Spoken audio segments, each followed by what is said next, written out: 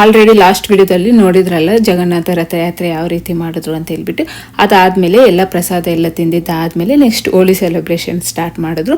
ಇದೇನು ಈ ಟೈಮಲ್ಲಿ ಹೋಳಿ ಸೆಲೆಬ್ರೇಷನ್ ಮಾಡ್ಕೊತಾ ಇದ್ದೀರಾ ಅನ್ಕೋಬೋದು ನೀವು. ಯಾಕಂದರೆ ಇಲ್ಲಿ ಕೆನಡಾದಲ್ಲಿ ಆ ಹೋಳಿ ಬರೋ ಟೈಮಲ್ಲಿ ಸ್ವಲ್ಪ ಚಳಿ ಇರುತ್ತೆ. ಆ ಟೈಮಲ್ಲಿ ಯಾರು ಔಟ್ಸೈಡ್ ಬಂದು ಯಾರು ಸೆಲೆಬ್ರೇಷನ್ ಮಾಡ್ಕೊಳಲ್ಲ. ಸೊ ಹಾಗಾಗಿ ಈ ಸಮ್ಮರಲ್ಲಿ ಯಾವಾಗಲೂ ಮಾಡ್ಕೊತಾನೆ ಇರ್ತಾರೆ. ಈ ಥರ ಏನಾದರೂ ಸ್ಪೆಷಲ್ ಹಬ್ಬ ಇರೋ ಟೈಮಲ್ಲಿ ಈ ಥರ ಹೋಳಿನ ಸೆಲೆಬ್ರೇಷನ್ ಮಾಡ್ಕೊತಾ ಇರ್ತಾರೆ. ಹಾಗಾಗಿ ಇವತ್ತು ರಥಯಾತ್ರೆ ಆಯ್ತಲ್ಲ, ಅದಾದಮೇಲೆ ಹೋಳಿ ಸೆಲೆಬ್ರೇಷನ್ ಮಾಡ್ತಾಯಿದ್ರು. ಇನ್ನು ನಾನು ಬಂದು ಯಾವಾಗ ಕಾಲೇಜ್ ಟೈಮಲ್ಲಿ ಹೋಳಿ ಮಾಡ್ಕೊಂಡಿದ್ದು, ಮತ್ತು ಇವಾಗ ಸೆಕೆಂಡ್ ಟೈಮ್, ಅದು ನನ್ನ ಲೈಫಲ್ಲಿ ಇದೆ ಸೆಕೆಂಡ್ ಟೈಮ್ ಹೋಳಿ ಸೆಲೆಬ್ರೇಷನ್ ಮಾಡ್ಕೊತಾ ಇರೋದು. ಇನ್ನು ನನ್ನ ಮಕ್ಕಳಂತೂ ಇದೇ ಫಸ್ಟ್ ಟೈಮ್. ಅವ್ರಿಗೆ ಫಸ್ಟ್ ಗೊತ್ತೇ ಇಲ್ಲ ಹೋಳಿ ಅಂದರೆ ಏನು, ಈ ಥರ ರಥಯಾತ್ರೆ ಅಂದರೆ ಏನು ಅಂತ ಏನೂ ಗೊತ್ತಿರಲಿಲ್ಲ. ಎಲ್ಲ ಇದೇ ಫಸ್ಟ್ ಟೈಮ್ ನೋಡಿದ್ದು. ಅವ್ರ ಮಕ್ಕಳಂತೂ ತುಂಬ ಚೆನ್ನಾಗಿ ಎಂಜಾಯ್ ಮಾಡಿದ್ರು. ಇನ್ನು ನನ್ನ ಮಗಳದಂತೂ ಇದೇ ಫಸ್ಟ್ ಟೈಮ್ ಬಣ್ಣ ಅವಳ ಕೈಯಲ್ಲಿ ಟಚ್ ಮಾಡಿರೋದಂದರೆ ಇದೇ ಫಸ್ಟ್ ಟೈಮ್.